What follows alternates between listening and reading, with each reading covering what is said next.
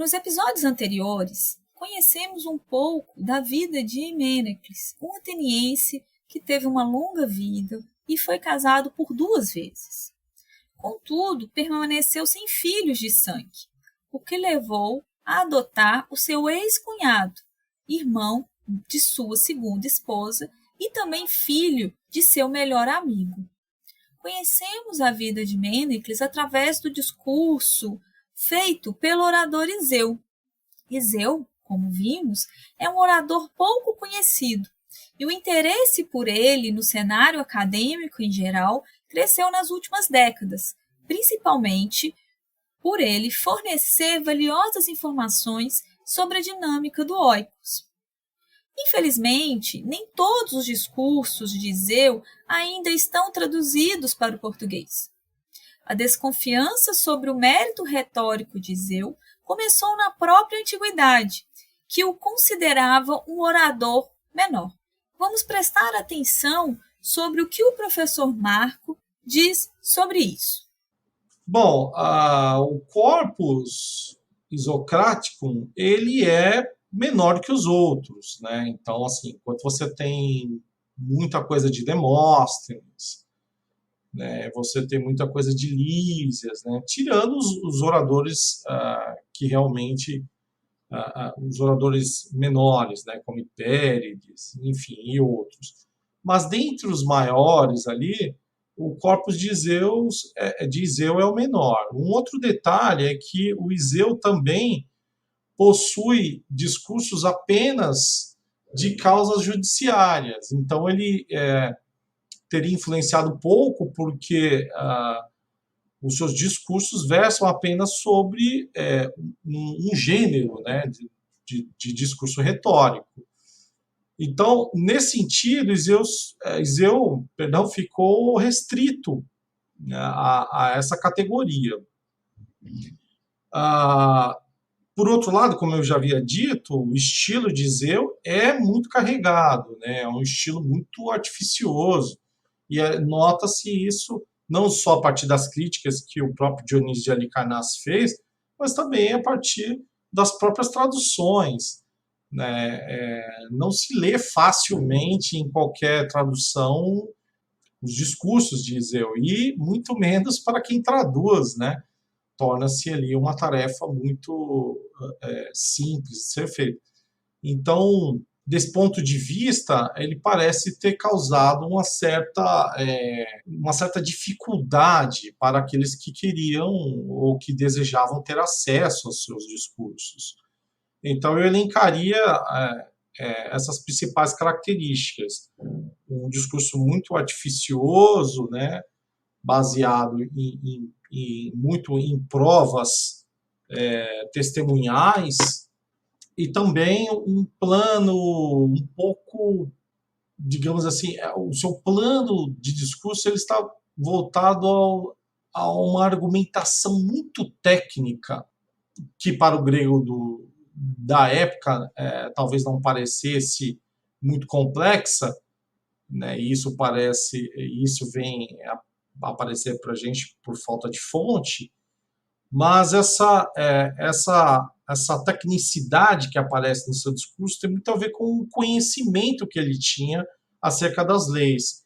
Então, é um dos detalhes que mais chama atenção, é que Zeu conhecia bem a lei e parecia se utilizar bem dela. E como essas leis não chegaram, pelo menos não na íntegra, né, chegaram alguns fragmentos apenas, nós temos dificuldade em interpretar algumas passagens. Eu diria que gira em torno dessas questões. Bem, depois de escutar o professor Marco, eu queria saber de vocês. Iseu seria um orador menor? Qual é a importância de conhecer Iseu e como sua obra pode contribuir para o conhecimento da antiguidade? Bem, eu certamente não vejo com essa caracterização de um orador menor. Iseu é sem dúvida uma fonte muito rica para entender o oikos. Ele vai trazer, como podemos ver ao longo desse discurso, um olhar para o privado. E é claro que há muitas questões que vão permear a construção desses textos, desses discursos, e que nos levam a discutir se foram ou não corrigidos, se no momento em que eles foram apresentados no tribunal, foram desenvolvidos da mesma forma. Mas, ao meu ver, o ponto central é entender a finalidade do discurso. Iseu nos apresenta vidas, querelas, famílias fragmentadas, mães incertas e principalmente muita legitimidade e muita ilegitimidade. A sua obra vai acabar fornecendo um panorama que não se restringe a uma família em questão, mas também como a forma jurídica e social vai se relacionar, assim também como os âmbitos econômicos e o religioso. E a partir dessas conexões, nós podemos ver muito da organização da polis e de seus indivíduos. E acredito que podemos ver o oikos, certamente em menor escala, como uma representação da polis. Então, a partir do momento em que estudamos esses discursos, nós podemos entender muito mais do que uma simples disputa por herança. Podemos ver também toda uma construção jurídica e social e como ambas vão acabar legitimando as suas demandas. Obrigada, Ana Carolina. Eu concordo com você. Eu acho que Iseu ele é fundamental para entender a dinâmica do oikos, né? Lembrando, o oikos seria essa casa, essa unidade produtiva, vamos dizer assim, em menor escala, e a importância que também tem a mulher para a riqueza desse oikos, né? Bem, e agora, Lívia, o que você considera, o que você achou dos discursos de Iseu? Acredito que os discursos de Iseu, para além do citado por Ana Carolina, sobre essa questão do entendimento dessa dinâmica do oikos, ele também fornece, além dos motivos que foram citados pelo professor Marco Colandelli, contribui para esse conhecimento da antiguidade, no tocante também acerca da legislação, pois, como visto, ele tem um conhecimento profundo e isso é visível no seu discurso, quando ele traz como provas, atestando o seu conhecimento da lei. Então, auxilia também a compreender a interpretação que se tinha na época sobre aquela legislação vigente. Então, acredito que também é um ponto interessante de se observar dentro do discurso de Iseu. E você, Miguel, você acha que Iseu foi um orador menor? Bom, ele pode ter sido um orador menor na questão do reconhecimento que nós temos hoje em dia dele. Mas como a senhora bem colocou no começo do episódio, é uma questão que está mudando na atualidade, né? Ou seja, estamos tendo mais traduções de sua obra, mais professores estão interessados em fazer pesquisas sobre sua vida, e isso influencia diretamente na produção desse podcast, e que com certeza vai influenciar em novas pesquisas sobre a importância desse orador. Eu também acho que ele é um orador importante porque a distância temporal entre a Grécia Antiga e a atualidade, por vezes, ela prejudica a chegada de fontes até nós. Por vezes chegam fontes relacionadas à arqueologia, bens materiais, e nesse quesito poucas fontes literárias chegam até a nossa temporalidade. Por isso é muito importante a gente analisar cada discurso dele para dissecar ao máximo, como historiadores, o que essa fonte pode nos dizer sobre a Grécia Antiga.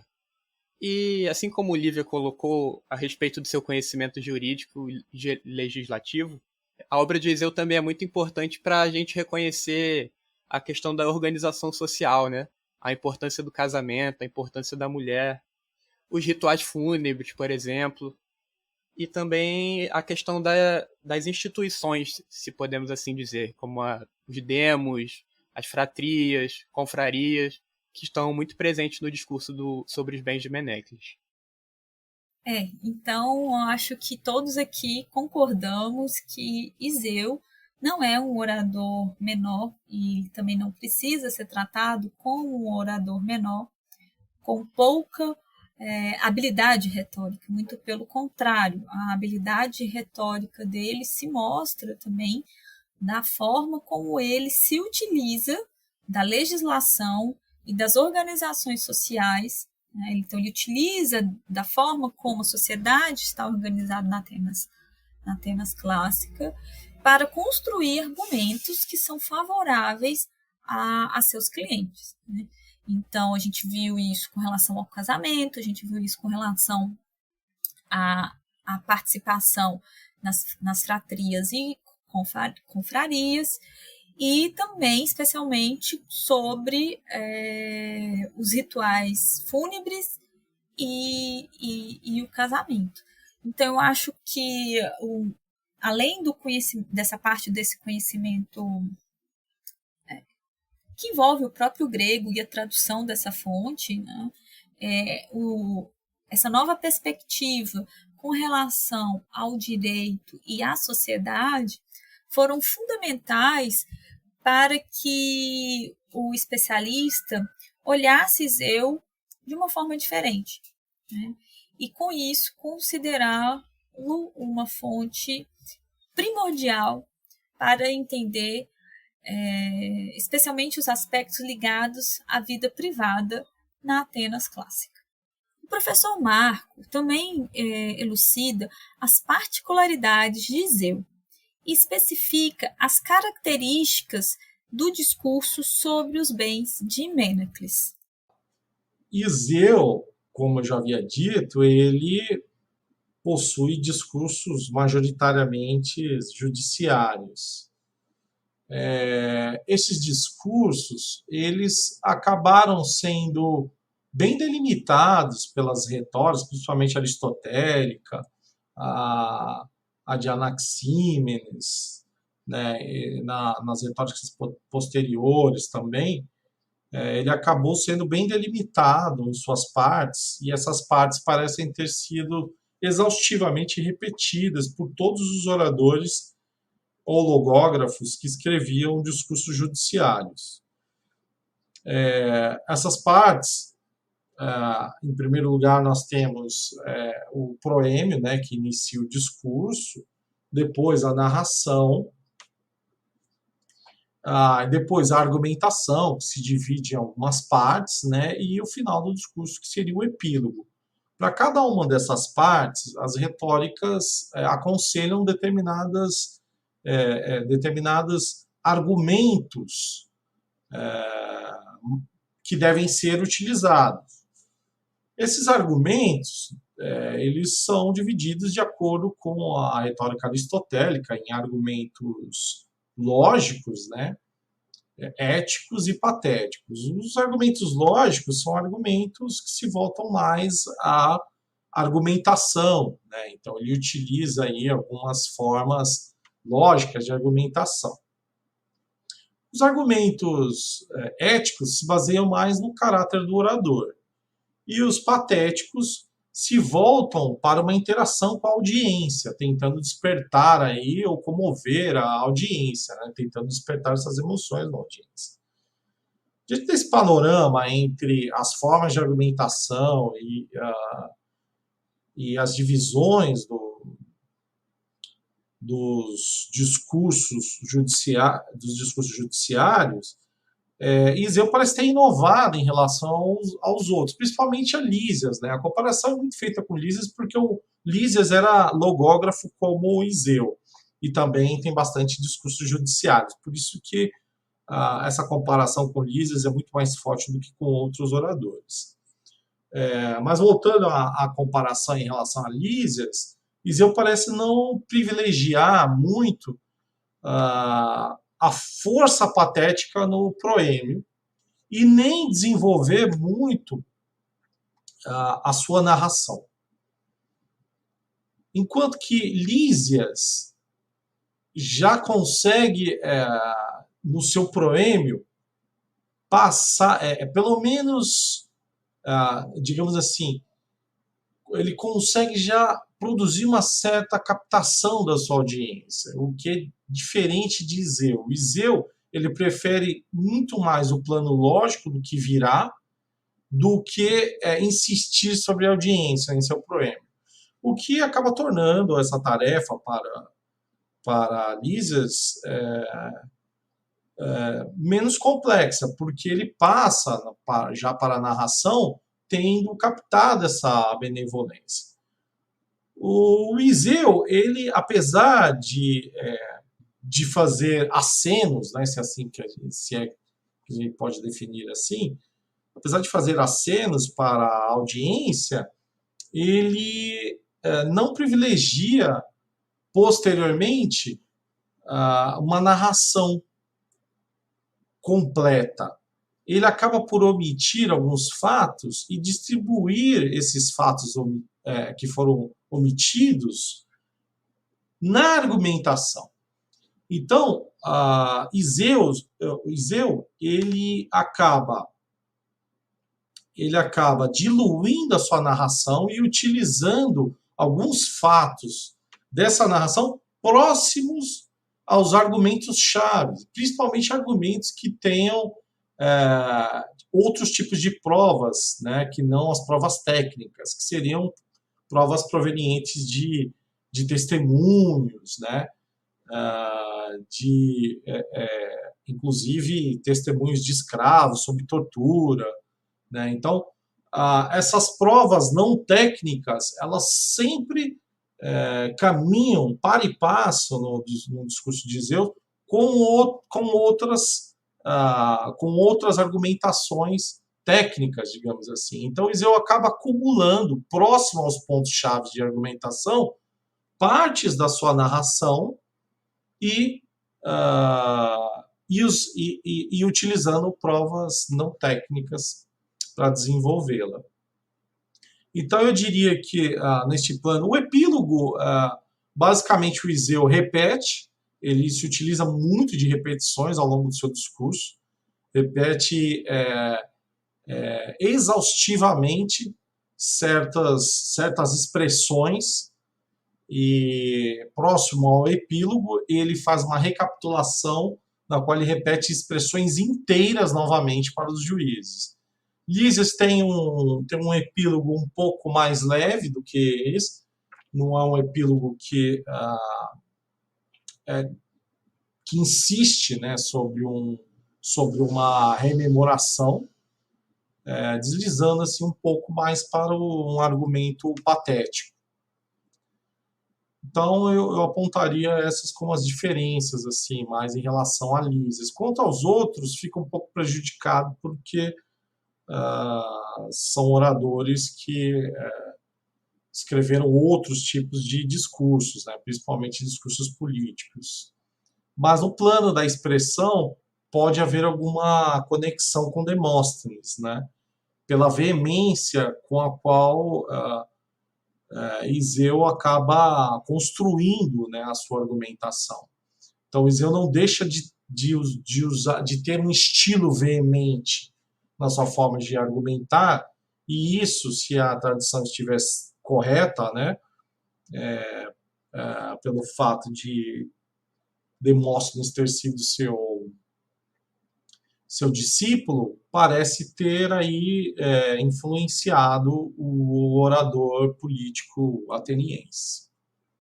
Nós sabemos que temos ao todo, né, 11 discursos de Iseu, do universo, que provavelmente ele escreveu mais de 60, né, e um longo fragmento. Então, a gente tem apenas uma pequena amostra do corpus literário de Iseu.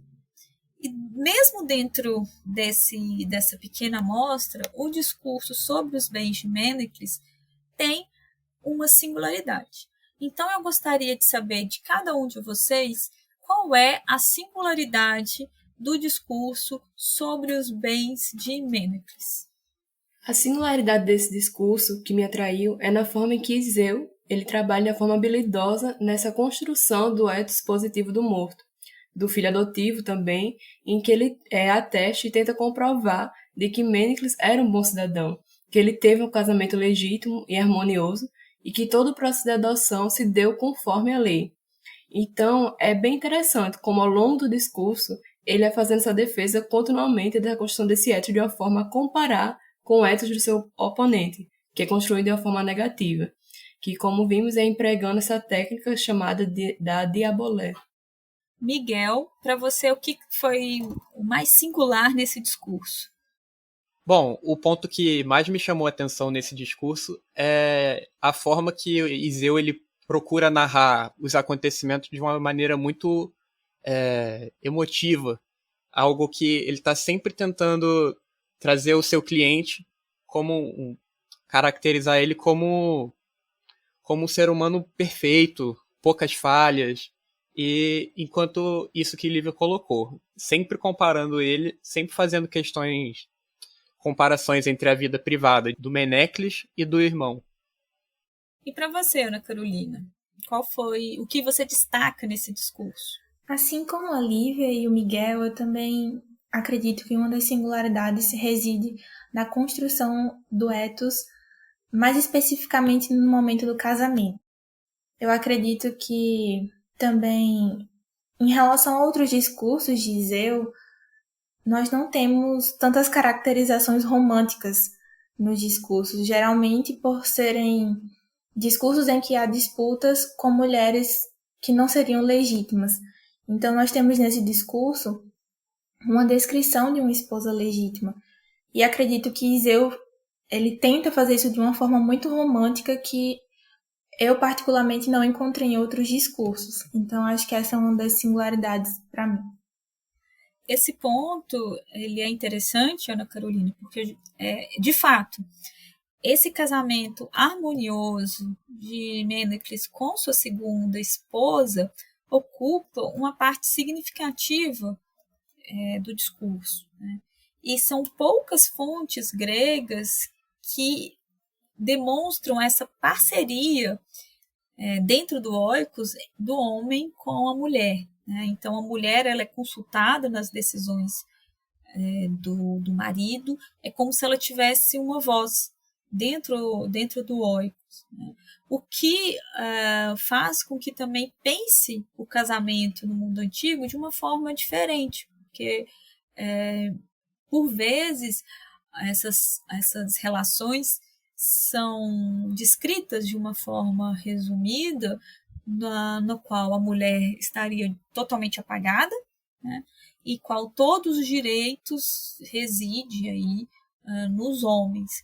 E o discurso mostra que as relações são muito mais complexas do que esses dois polos. Então, eu acho que uma grande singularidade do discurso é essa oposição entre o ethos do morto, que é o Mênecles, e o do seu irmão.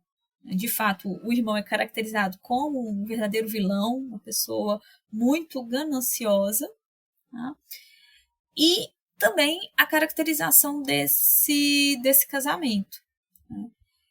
O que nos leva a pensar se o cliente de Iseu ele tinha provas concretas para além da apresentação desses testemunhos, né? Então, isso significa que possivelmente não tinha nenhum documento escrito, né, sobre essa adoção, né? E também faz com que a gente pense nos dias de hoje, né? Quando há vamos dizer assim, uma materialidade frágil nos casos, muitas vezes se recorre a apelos patéticos, ou seja, apelos emocionais às emoções da audiência. Se apela, então, às emoções.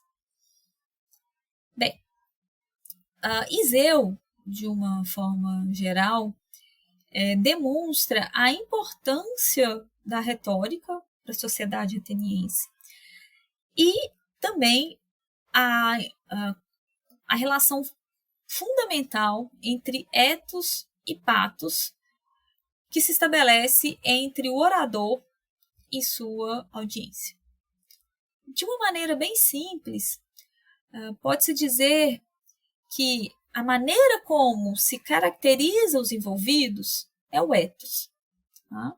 Então, isso que nós falamos, o ethos do morto e o ethos do irmão do morto. Tá?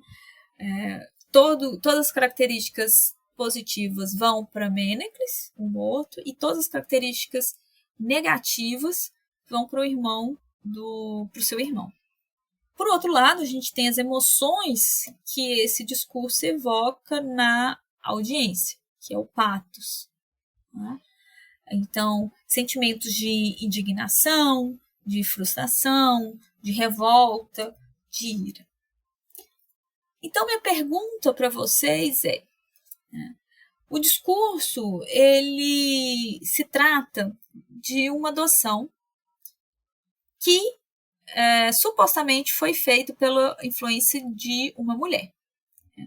Então, deve-se mostrar se essa adoção é ou não é legítima. Ao longo do discurso, o orador busca demonstrar essa adoção foi legítima. Então, que não houve a sedução da mulher.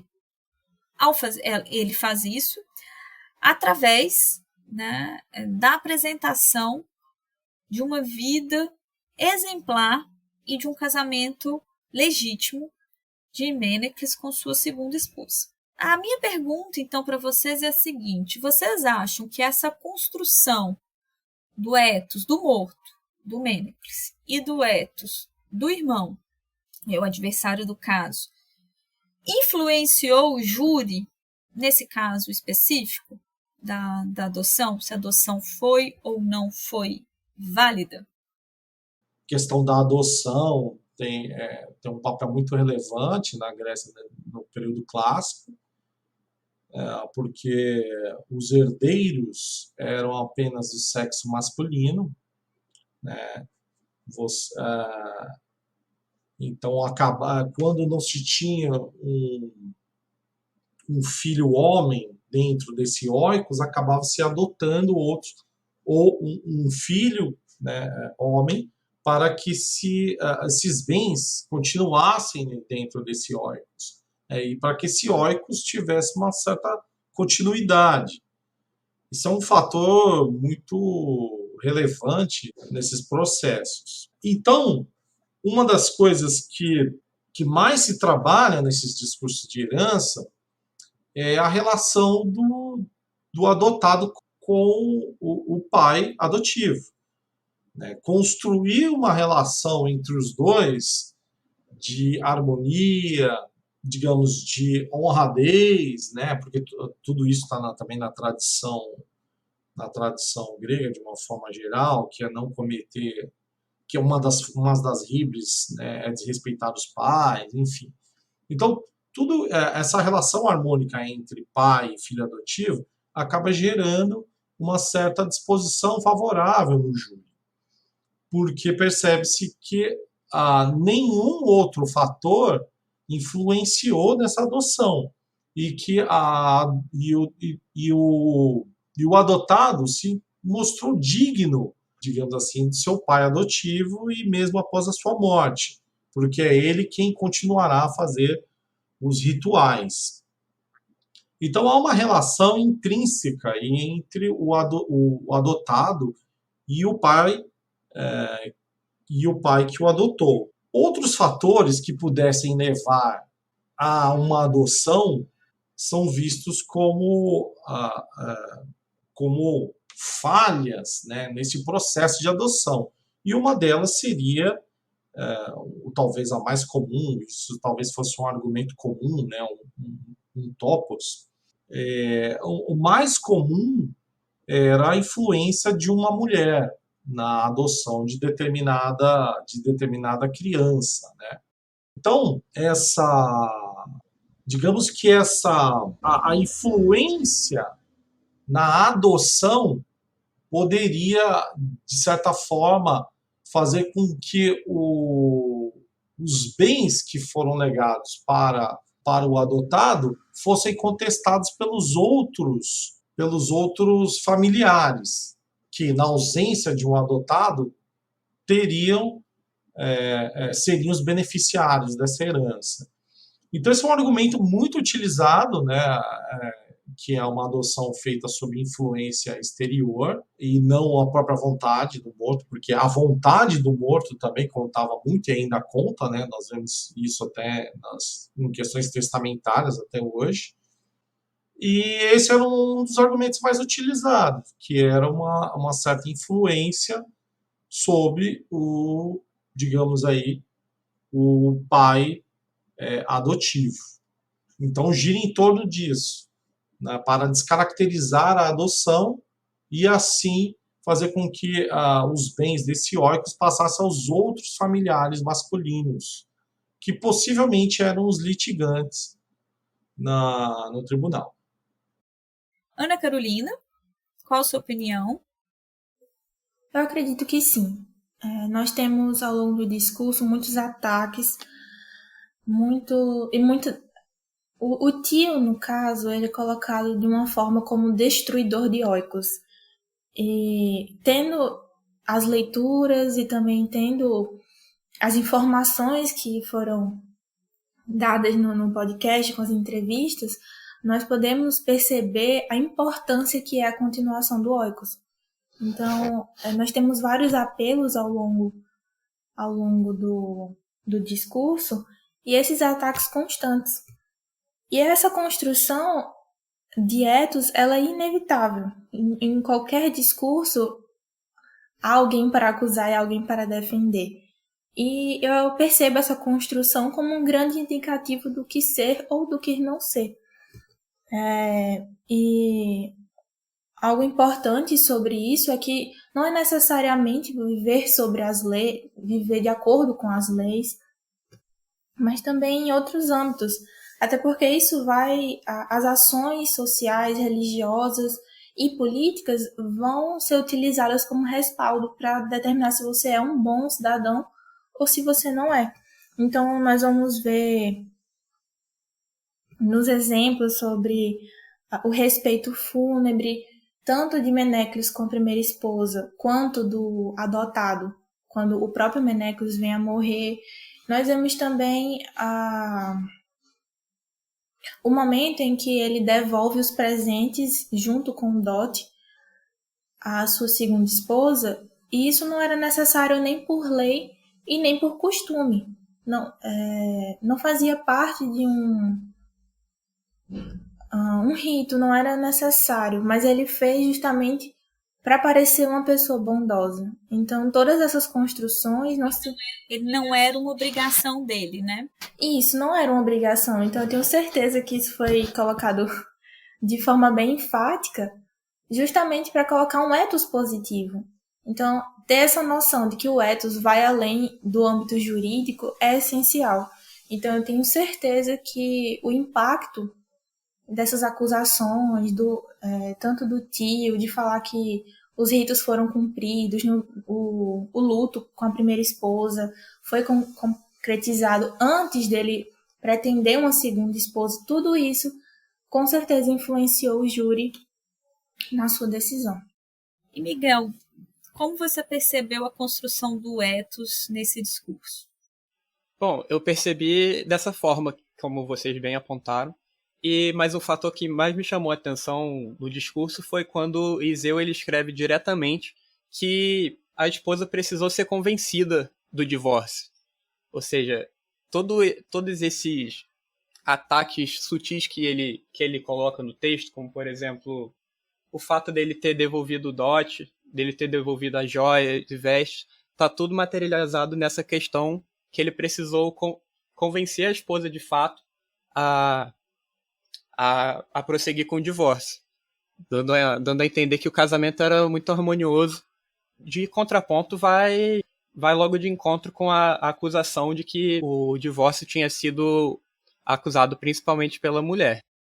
Isso. E você, Lívia? Acredito que essa questão da construção desse ethos que ele faz, como apontado por vocês, teve assim, um impacto muito grande no júri, pois na medida que ele vai atacando, vai criando essa imagem negativa do irmão e ao mesmo tempo ele vai fazendo essa construção positiva de Menecles como um bom cidadão, e até esse ponto que eu achei interessante que Miguel colocou mesmo, de que ele de que não teve um casamento harmonioso, até pelo fato de que ele devolveu a questão da devolução, mas também de que a mulher teve que ser convencida, que a gente viu nos episódios que fala sobre isso, dois no parágrafo que fala, né, que trata sobre como a contragosto ela acabou se convencendo de que a solução seria realmente o divórcio.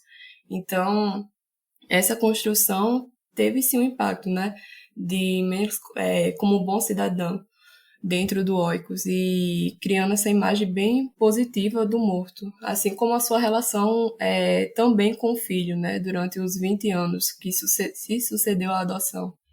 Isso, a Lívia lembrou um ponto muito importante, né, que além desse casamento harmonioso que constantemente aparece, né, essa convivência parece que foi por mais de 20 anos com o adotado, né, e essa convivência nessas 2 décadas também é colocada de uma forma bastante harmoniosa. Vocês devem lembrar da passagem no qual ele destaca que o Menecles elogiava ele e sua esposa, né, a esposa do adotado, por cuidar dele tão bem, né? E a relação entre o adotado e o Menecles era como se fosse de pai e filho, de sangue, a ponto que o Menecles ajudou ele a constituir um bom casamento. Então, há vários elementos aí, aquilo que está à luz, né, aquilo que é explicitado, é sempre para colocar o ethos desses 2 personagens, o morto e adotado, no polo positivo. Então, eu acredito que nesse nosso percurso, a gente aprendeu um pouco sobre retórica antiga e também da importância do ethos e do pathos e como o ethos e pathos pode contribuir para refletir sobre sobre a vida hoje, né? Sobre, vamos dizer assim, as situações em que envolve a retórica hoje. Então, minha pergunta para vocês é relevante estudar a retórica antiga para ajudar a refletir e a se posicionar no tempo presente? E uma segunda pergunta que eu coloco para vocês: qual é a importância de saber identificar essa imagem que a pessoa constrói de si, esse ethos que a pessoa constrói de si, e como que esse ethos tem esse impacto na vida pública e na vida privada, e se para vocês é útil, né, ter um aparato reflexivo, teórico, um arcabouço mesmo teórico, para ajudar a perceber a construção desse ethos. Ou, em outras palavras, né, como é a pessoa de verdade e qual a imagem que a pessoa constrói de si. Miguel, o que você acha sobre isso? Eu acho que o discurso de Iseu ele oferece um ótimo panorama para a gente pensar o individual a partir do público e vice-versa. Entender como que a vida pública se influencia na vida privada, como ele mostra a questão das instituições, dos cargos. Por exemplo, ele demonstra que foi tutor, demonstra também os casos da Anchisteia, que eram responsáveis por organizar corridas, a questão de organizar os eventos religiosos, mas também mostra que está tudo isso presente numa dimensão privada e que o Estado também influencia bastante nessa vida privada das pessoas, podendo até interferir legislamente. E sobre a retórica, uma questão que eu tinha esquecido de falar é que eu acredito sim que a construção do ethos tenha afetado o júri, porque mesmo sendo uma tática de 2000 anos atrás, a gente ainda vê essa técnica sendo empregada em muitos julgamentos da atualidade. A questão de atacar a vítima, diminuir a humanidade da vítima, como uma questão de influenciar o júri propriamente. Então dá para notar essa influência não direta de Iseu, mas dá para perceber essa característica da obra dele presente até a atualidade. Que isso, na verdade, é uma característica da retórica antiga, né? E como Iseu aí faz parte dessa retórica antiga, a gente consegue perceber isso a partir de um estudo de caso, que seria o Iseu. Ana Carolina? Bem, com certeza a retórica ela contribui para refletir sobre o presente. Eu concordo com o que o Miguel falou e acrescento que a primeira leitura que fiz de Zeu, certamente muito diferente da minha última leitura. Parece algo óbvio de se dizer, mas a retórica você tem que buscar as entrelinhas, nas entrelinhas do discurso. A primeira vez que você tem contato parece algo muito simples, algo muito concreto, que tem um começo, meio e fim. E à medida que você vai lendo, você vai pesquisando e você acaba percebendo que, que é justamente uma estratégia retórica você sentir de que é uma história muito simples. Então, certamente estamos num momento em que a reflexão é necessária. E a cada dia nós temos que estar prestando atenção nos discursos que estão sendo apresentados para a nossa sociedade, em diversos âmbitos das vidas, seja acadêmica, política. E à medida em que prestamos atenção na construção desses discursos, que não são jurídicos, mas sim os discursos que regem a nossa conjuntura atual, é que nós podemos perceber a construção do ethos também, de outros tipos de personagens. Então, acredito que sim, estudar retórica só tem benefícios, suspeita para falar, mas tem muitos benefícios para reflexão, não só sobre um casamento no século IV, mas também sobre a nossa posição enquanto indivíduos políticos. E eu acho que também tem relação com o que nós estávamos discutindo sobre essa dimensão da vida pública e da vida privada. Certamente nos discursos nós podemos ver como o ethos ele podia ser aumentado e construído de uma forma em que não necessariamente um ótimo... O personagem não era um ótimo cidadão, mas nós, porque ele pagou uma liturgia, isso vai agregando muito valor à pessoa. Então, eu acho que, certamente, a vida pública e a vida privada não são âmbitos separados. Nós temos essa impressão em muitas discussões de que são coisas separadas, e não são. E eu acredito que a retórica dá um enorme panorama de como nós podemos pensar e repensar essa vida pública e privada ateniense. E qual é o seu posicionamento, Lívia? Bem, a arte da retórica antiga, como ela pode ser observada nesses discursos, ela é trabalhada e construída de forma a persuadir os ouvintes. Ou no caso desse discurso em específico, de convencer o júri, né? Então, ele tenta agir por meio desse discurso ético de construção do ethos do seu cliente. Então, fica notório quando ele faz essa construção dessa influência, né, como o Miguel colocou, que é de forma recíproca, tanto da vida privada na vida pública, quanto da vida pública na vida privada. Os reflexos que isso tem, de forma a construir uma boa imagem do cidadão, né, para a vida pública. Então, no presente, a gente pode ver essa questão da retórica, ela se refletir, né, permeando em outros âmbitos, né, como mais fortemente, acredito eu, no âmbito político, mas também ainda no âmbito jurídico, nos tribunais, bem como no âmbito também religioso. Então, se faz valer dessa tentativa, né, de convencimento do outro para agir de determinada maneira ou concordar com algo por meio de sua fala de forma persuasiva. Então, se vê a tentativa de construção do ethos de forma positiva de um político, por exemplo, de forma que influencie as pessoas. Então, acho que se faz ainda muito presente e acho que é muito importante o estudo dessa retórica, né, de uma maneira mais aprofundada. Sim, né, a gente vê nas últimas, vamos dizer assim, um pouco nas últimas décadas, esse resgate da retórica, e a retórica ela não fica restrita a um campo da manipulação, né?